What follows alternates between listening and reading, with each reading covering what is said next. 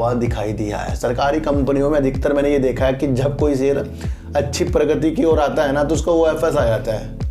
आप देख लो सर, चाहे कोल इंडिया देख लो आप, हमारी रणनीति 1-2 रुपए शेयर के गिरने और 2-4 रुपए शेयर के बढ़ने से खुशी और गम पर नहीं होनी चाहिए मैं आप। लेकिन फिर बता रहा हूँ, लंबी अवधि का दृष्टि RVNL से हमें बनानी पड़ेगी, क्योंकि शेयर जो है 100 के नीचे भी आ सकता है। ये आपको समझकर चलना पड़ेगा। न्यूज और निकल कर आई है जो वोडाफोन आइडिया के लिए चिंता का विषय बनती जा रही है।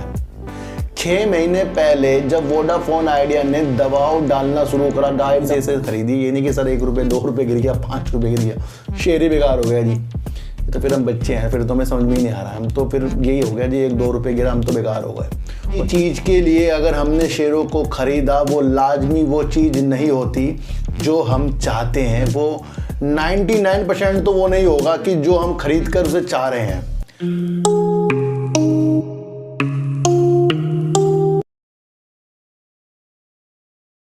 नमस्कार, मैं स्वागत करता हूं आपका अपने ही चैनल पर जिसका नाम है सार्थक बाजार से। और आज बात करेंगे वोडाफोन आइडिया, इंडस टावर और बात करेंगे RVNL की और बात करेंगे सर ट्राइडेंट के। इन सब की बात करने से पहले मैं आपको एक चीज़ बता दूं कि जिस तरीके से हम शेयरों को खरीद रहे हैं, चाहे वो रिजल्ट के माध्यम से खरीद रहे हैं या वो हम एक इन्वेस्टिंग के माध्यम से लंबे समय के लिए खरीद रहे हैं या हम उसे फिर शॉर्ट टर्म के लिए खरीद रहे हैं, किसी भी चीज़ के लिए अगर हमने शेयरों को ख़रीदा, वो लाजमी वो चीज़ नहीं होती जो हम चाहते हैं। वो 99% तो वो नहीं होगा कि जो हम खरीद कर उसे चाह रहे हैं। अगर आपको शेयर मार्केट से पैसा कमाना है तो आपको शेयर मार्केट की चाल हो गई, और शेयर मार्केट में जिस तरीके से संयम देकर पैसा कमाया जाता है उस तरीके से पैसा मिलेगा। जहां हम एक दूसरे के धैर्य से जीतना शुरू कर देंगे तब जाकर आप शेयर मार्केट से पैसा कमाएंगे। हमें एक दूसरे के धैर्य से जीतना है सर, कि हम कितना इंतज़ार कर सकते हैं, और वो इंतज़ार आपको तब फल देगा जब उसके अंदर आपने बिना टेंशन के इंतज़ार किया होगा। अगर आपने किसी शेयर को लेने के बाद उसके 1 से 2 रुपए गिरने के बाद ये सोचा सब कुछ ख़त्म हो गया, तो मैं अभी से आपको बोल दूं कि पूरी ज़िंदगी इसी टेंशन में आप पैसा डुबाएंगे। मैं पैसा डुबाऊंगा अगर मैं ये सोचता हूं, तो ये समझिए कि हमारी रणनीति 1-2 रुपए शेयर के गिरने और 2-4 रुपए शेयर के बढ़ने से खुशी और गम पर नहीं होनी चाहिए। मैं आपको बता दूं, यहाँ निरंतर शेयरों में कुछ ना कुछ चीज़ होंगी। कभी लोग मेरे से पूछते हैं सर इसका रिजल्ट आ गया फिर भी शेयर गिर गया, अच्छा रिजल्ट आया गिर गया, बेकार आया फिर भी गिर गया। क्या ऐसी रणनीति शेयर बाजार में है कि हम शेयरों को उसके रिजल्ट के अनुसार खरीद रहे हैं? लेकिन सर 3 महीने में एक बार रिजल्ट आएगा, और रिजल्ट किसी भी कारण से निगेटिव या पॉजिटिव हो सकता है।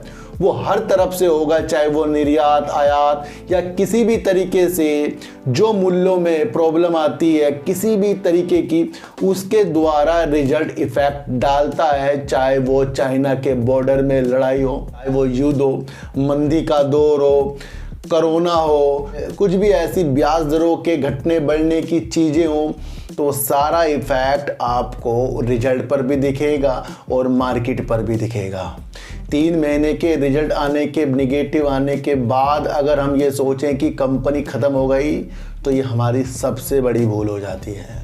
मैंने एक फ़िल्म देखी सर, स्कैम 1992। उसके अंदर अरशद मेहता जो हैं, मैंने कहीं भी ऐसी चीज़ नहीं देखी कि वो डेली से पैसा कमाने की चीज़ों में लग रहे हों। मैंने उसके अंदर देखी चाल, रणनीति, शेयरों की चाल और शेयरों के काम जो कंपनी करती है उसके अंदरूनी चीज़ें क्या हो रही हैं, सारी उसी चीज़ पर टिकी हुई फिल्म लगी है मुझे। तो वो सारी की सारी फिल्में इन्वेस्टिंग की हो रहा है, और कई बड़े बड़े लोग इन्वेस्टमेंट करके ही अमीर बने हैं। हम क्या करते हैं, हमने रिजल्ट से पहले शेयरों को खरीदा, वो गिर गया तो हमारी प्रतिक्रिया ही खराब हो गई। अब बात करेंगे ट्राइडेंट की। मैं क्यों कर रहा हूँ, क्योंकि आपको मैंने अभी बताया कि इसके शेयरों को मैंने पहले 7 रुपये में लिया था, उसके बाद नहीं लिया, उसके बाद जब मैंने प्रॉफिट इसके अंदर से बुक किया था तो अब जाकर इसके ऊपर मैंने 33 रुपये 25 पैसे में अपनी होल्डिंग को बढ़ाया। क्या ये जो होल्डिंग मैंने अपनी बढ़ाई, ये मैंने सोच के बढ़ाई कि 1 रुपये गिरेगा तो निकल जाऊंगा या 2 रुपये 3 रुपये बढ़ेगा तो भाग जाऊंगा? बिल्कुल भी नहीं। हमने ना इसके रिजल्ट को देख के होल्डिंग बढ़ाई है, हमने एक चीज़ देखी है कि ज़्यादा से ज़्यादा यहाँ पर टेक्सटाइल पार्क्स और टेक्सटाइल में अच्छी चीज़ों के साथ निर्यात में देश नंबर 1 बनने की सोच रहा है। जहाँ श्रीलंका हो, जहाँ पाकिस्तान हो, टेक्सटाइल में अब इंडिया से मात खाते रहेंगे तो वहाँ पर ग्रोथ इंडिया की होनी है, ये आपको समझ कर चलना है। तो उस दृष्टि से ट्राइडेंट की विशेषताओं पर दिमाग लगाया है।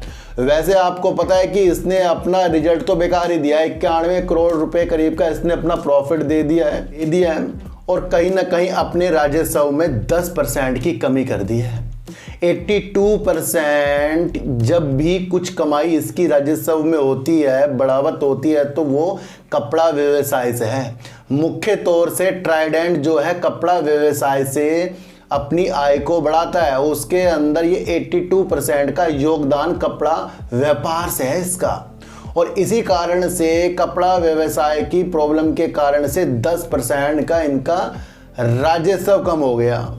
एक बात समझो सर, कोरोना के बाद से स्थिति अभी सामान्य तौर पर नहीं हुई है कि ज़्यादा से ज़्यादा यहाँ निर्यात अच्छी तरीके से हो सके। हो रहा है पर उस गति से नहीं हो रहा है जिस गति से होना चाहिए। तो ये सारी प्रॉब्लम इसके रिजल्ट में ज़रूर आएगी जब ये निर्यात पर अपने विशेषताएं और कहीं ना कहीं वैश्विक स्तर की जो प्रॉब्लम चल रही है वो इसके कपड़ा व्यवसाय के प्रॉब्लम के लेकर आ रही है। अगर मैंने इसके शेयरों को लिया और वो 1-2 रुपये गिरा तो आज मैंने अपना एनटीपीसी दोबारे से 201 रुपये 30 पैसे में लिया है और शेयर ने 8 रुपये 70 पैसे बढ़कर आज मुझे दिखा दिया है सर। 210 रुपये में शेयर बंद हुआ है, वो अभी मैंने आज इस शेयर को लिया है। क्या मैं उस शेयर को बेच दूं? क्योंकि मैंने वो तो आज ही लिया है, लेकिन मैं सर इंट्राडे तो मैं करता नहीं ना।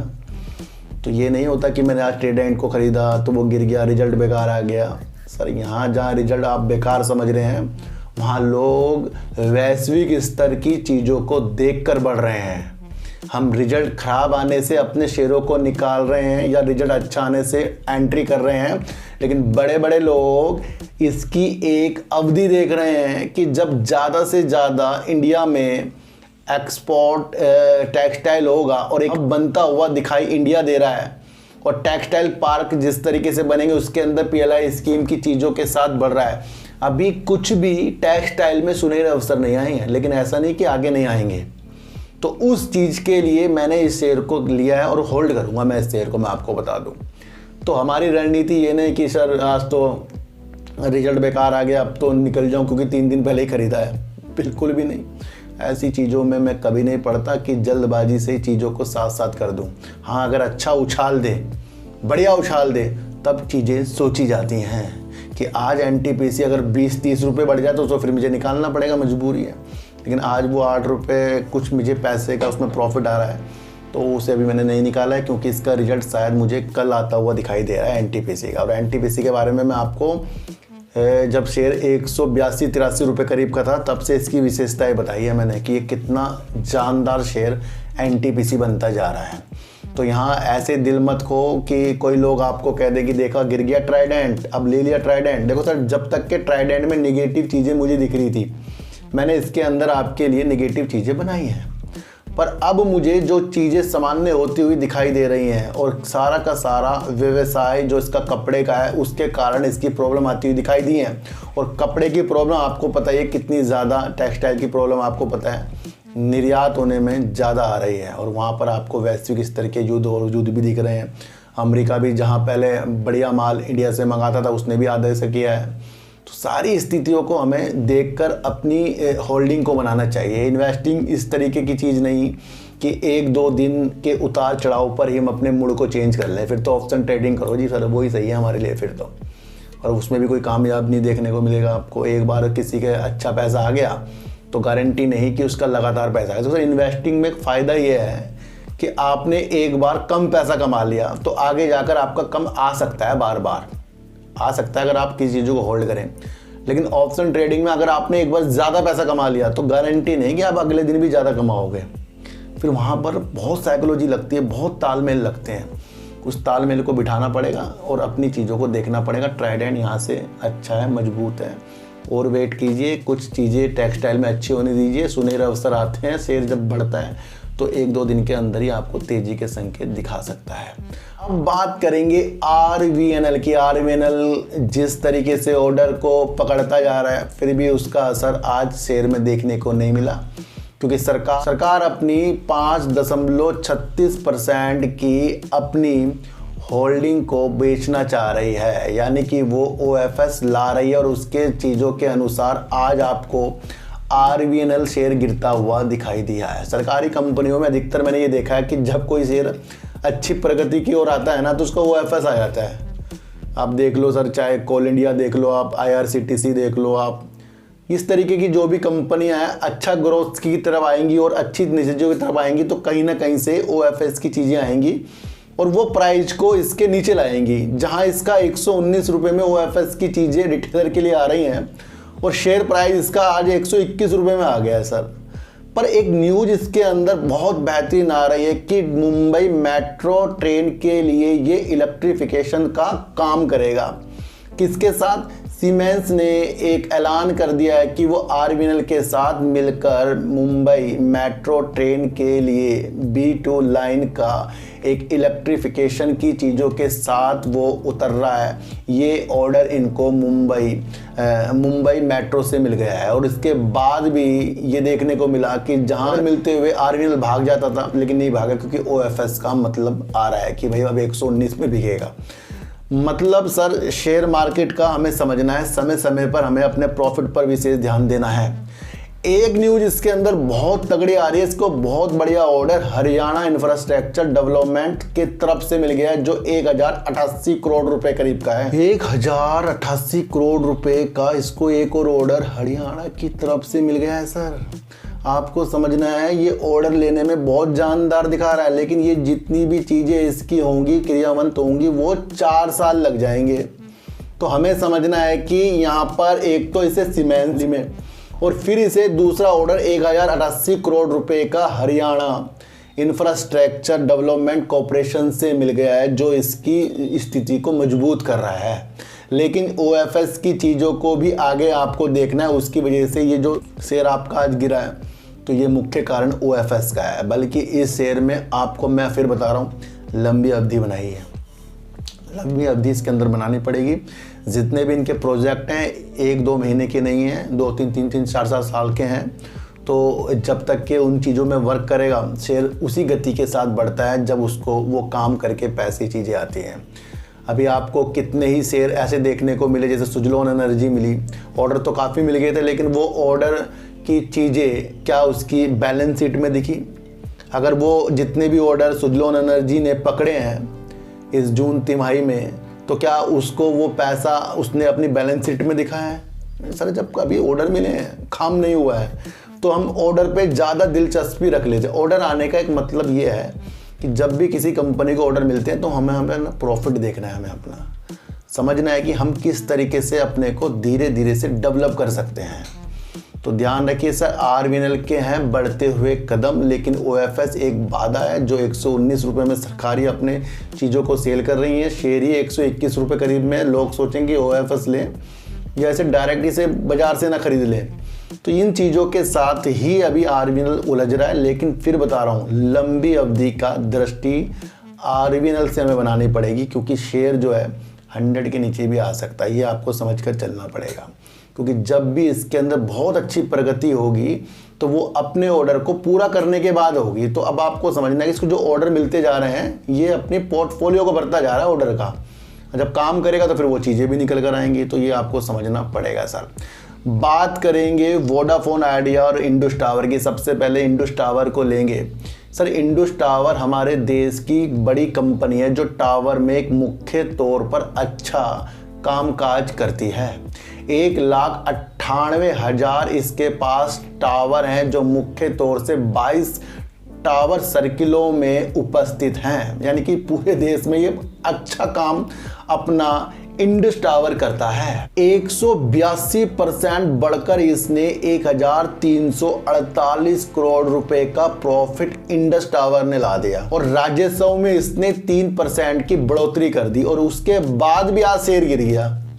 देखो सर, एक चीज बताऊं मैं आपको, अगर आपको इंडस टावर, मैंने एक वीडियो आपके लिए कल बनाई थी जहां जब तक कि वो रिजल्ट नहीं आया था तब मैंने वीडियो बनाई थी। उसके अंदर मैंने एक बात की थी कि जब जनरेशन बढ़ती जाती है तो प्रॉफिट भी बढ़ता जाता है। जब ये 2G 3G 4G में काम कर रहा है और अब 5G जो टेलीकॉम कंपनियां ला रही हैं तो उसके बेनिफिट भी इंडस टावर को मिलेंगे। ये चीज़ मैंने कल आपको बताई थी सर, ध्यान रखना, मेरी साइकोलॉजी के बारे में बता रहा हूँ मैं अपनी तारीफ नहीं कर रहा हूँ। और रिजल्ट इसका निकल कर आया है सर मेरी वीडियो बनाने के बाद, मैं आपको बता दूं। और उस वीडियो में जो मैंने बोला था कि 5G आने से भी इंडस टावर को फायदा हो सकता है, जिस तरीके से आप एक बार वीडियो देख लेना मेरी कल और ये देख लो सर क्या लिखा है कि 5G जिस तरीके से टेलीकॉम कंपनियां अपना लॉन्च करती जा रही है, रोल आउट करती जा रही है, उसके वजह से भी इनको फायदा होगा। और ये चीज़ें मैंने आपको बोल दी थी। तो ये हम अपनी जो चीज़ें के माध्यम से साइकोलॉजी लगा रहे हैं वो मैंने पहले ही बता दी और न्यूज़ में बाद में आई है। अब ये तो मैंने न्यूज़ तो पहले देखी नहीं थी, न्यूज़ बाद में आई है, लेकिन मैं कहानी सी आपके लिए बनाता हूँ तो वो सक्सेस हो जाती है। तो 5G की वजह से इंडस टावर में ज़्यादा बेनिफिट होगा। अब ये शेयर गिरा क्यों है अब आपको समझना है। इतना अच्छा रिजल्ट आने के बाद भी इंडस टावर गिर गया। वो मुख्य तौर पर आपको पता है कि 9,500 करोड़ रुपए वोडाफोन आइडिया से लेने हैं। एक न्यूज और निकल कर आई है जो वोडाफोन आइडिया के लिए चिंता का विषय बनती जा रही है। 6 महीने पहले जब वोडाफोन आइडिया ने दबाव डालना शुरू करा, डाल ही रहा है, काफ़ी दिनों से दबाव डाल ही रहा है कि सर कि जो ब्याज का भुगतान है उसका स्टेक लो, तो सरकार ने क्या करा, इनका बात मानकर 33% का स्टेक लिया। और वो तब लिया था कि जब वोडाफोन आइडिया ने कहा था कि हम कहीं ना कहीं से प्रमोटर या कहीं ना कहीं से धन उगाएंगे, एक विश्वास में सरकार को लिया था। अब इसको फंडिंग नहीं मिल रही है तो सरकार अब चिंतित हो गई है। यही एक कारण है वोडाफोन आइडिया की वजह से इंडस टावर गिर गया। जब सरकार ही चिंतित है अपना 33% का स्टेक लेकर, कि जब वोडाफोन आइडिया ने कहा था कि सर आप स्टेक ले लो, हम कहीं ना कहीं से धन चुकाएंगे, और 6 महीने बीत गए इस चीज़ के लिए। तो यहाँ पर सरकार चिंतित है कि ये अपना कहाँ से धन लाएंगे, यानी फंड लाएंगे। और एक चीज़ और बताऊं कि अगर इन्होंने सरकार को कहा है कि आप अपना स्टेक हमारी कंपनी में बनाओ, और वो बना भी लिया, और हम फंड की कहीं ना कहीं से लाएंगे, तो फिर फंड आएगा ज़रूर सर।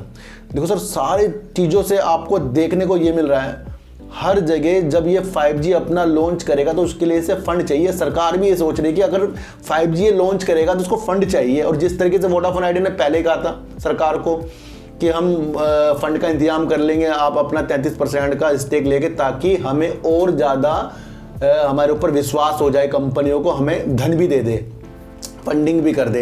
ये वोडाफोन आइडिया ने सरकार को बोला था। तो सरकार ने तो वोडाफोन आइडिया की मदद ही की है इसके अंदर।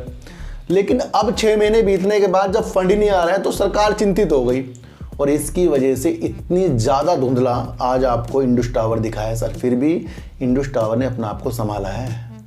एक बात समझो, 2 चीज़ों से इंडस टावर को बेहतरीन देखना है आपको।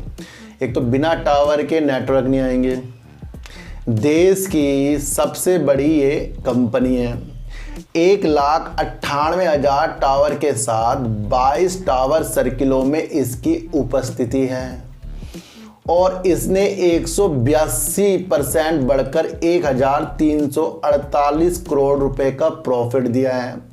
3% का इसने अपने राजस्व को बढ़ाया है। तो इस वजह से कि अगर 5G वोडाफोन आइडिया लाए, वैसे और कंपनी ला रही हैं, तो इसी कंपनी को फायदा होने वाला है, इंडस टावर को। ये आपको समझना है। तो इसी कारण से प्रॉफिट में आने के बाद भी शेयर नहीं बिके मेरे से, क्योंकि जब स्थिति किसी चीज़ की मजबूत मेरे दिमाग में बैठ जाए ना, तो फिर उसकी प्रतीक्षा मैं आगे तक के लिए करता जरूर हूँ। और ट्राइडेंट में भी मेरी प्रतिक्रिया अच्छी बैठी है, वो बैठी है जब यहाँ इतना ज़्यादा टेक्सटाइल में इंडिया अपने को अच्छा करने के बेहतर नतीजे के साथ अपने को देख रहा है, तो फिर हम क्यों ना ऐसी कंपनी में अपनी उपस्थिति लगाएं जो टेक्सटाइल के साथ साथ अन्य व्यवसाय से भी जुड़ा हुआ और ज़्यादा से ज़्यादा अपने निर्यात की चीज़ें देख रहा हूँ। एक रिजल्ट आने से मैंने आपको कहा था कि ट्राइडेंट का कंटिन्यू अच्छी चीज़ें होंगी, तब अपना दिमाग लगाना है। और अगर आपको देश की चीज़ों पे चीज़ें आ रही हैं समझ में कि भाई यहाँ बहुत ज़्यादा चीज़ें होंगी, तब आपको अपना दिमाग ट्रेंड में लगाना है। तो उस विषय से खरीदिए, ये नहीं कि सर 1 रुपये 2 रुपये गिर गया, 5 रुपये गिर गया, शेयर ही बेकार हो गया जी, तो फिर हम बच्चे हैं, फिर तो हमें समझ में ही नहीं आ रहा। हम तो फिर यही हो गया जी, 1-2 रुपये गिरा, हम तो बेकार हो गए। और ज़्यादा से ज़्यादा फिर बता रहा हूँ, छोटे छोटे शेयरों से ऊपर निकलिए, ताकि बढ़ती हुई रफ्तार को हमें अच्छी पकड़ के साथ देखना चाहिए। एनटीपीसी का रिजल्ट आने वाला है, इसको भी विशेषताओं के साथ देखिए, क्योंकि सोलर के क्षेत्र के साथ बहुत बेहतरीन काम एनटीपीसी कर रहा है, ये मैंने आपको पहले भी बताया था। तो यहाँ इंडस टावर के रखने के नतीजे मैंने आपको बता दिए हैं, और जो 5G वाली चीज़ें थी मैंने आपको कल वीडियो में बताई है, उसके बाद वो रिजल्ट की न्यूज़ आई, उसके अंदर ये 5G वाली चीज़ें थी और मैं वीडियो बना चुका था, तो ये भी मैं आपको समझा रहा हूँ। तो अगर आपको लगता है कि सरकार को अगर वोडाफोन आइडिया ने सिर्फ बातों में रखा है, तो फिर इस शेयर को हमें नहीं लेना चाहिए। और अगर सरकार को ये बातों में रख सकता है, तो ये भी औचित्य नहीं है कि हम सोचें भाई सिर्फ ये बातों को रख के ही सरकार का स्टेक दिलवा दिया हो ना, आगे जाकर कुछ ना कुछ करेगा। लेकिन सरकार फिलहाल है चिंतित। तो हर एक स्थिति को हमें देखना चाहिए। शेयर मार्केट के जो प्राइस होते हैं शेयरों के, वो न्यूज के अनुसार ही बढ़ते घटते जाते हैं, और उसी अनुसार अपना प्रॉफिट और अपना लॉस की परिकल्पना अपने द्वारा बनाइए। वोडाफोन आइडिया बिना फंड के 5G की चीज़ों के साथ नहीं उतरेगा। रिजल्ट इसकी एक बाधा है, उसको भी हमें पार करना है। और जहां इसके अंदर फंड आया तो इसके अंदर अच्छे उजाले, और उससे ज़्यादा उजाले आपको इंडस टावर में देखने को मिलेंगे। RVNL को 2 तरफ से अच्छे ऑर्डर उसके बाद भी गिर गया, क्योंकि सरकार अपनी स्टेक को OFS के माध्यम से सेल करना चाह रही है, जो करीब 5.36% का। तो ये एक चीज़ें निकलकर इसकी गिरावट का बनी है।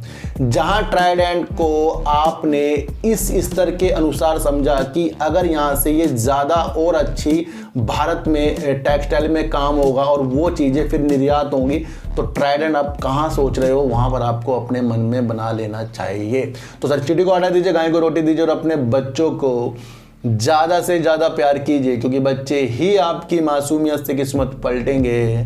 तो फिर मिलेंगे आपसे नई वीडियो के साथ, जब तक के लिए नमस्कार।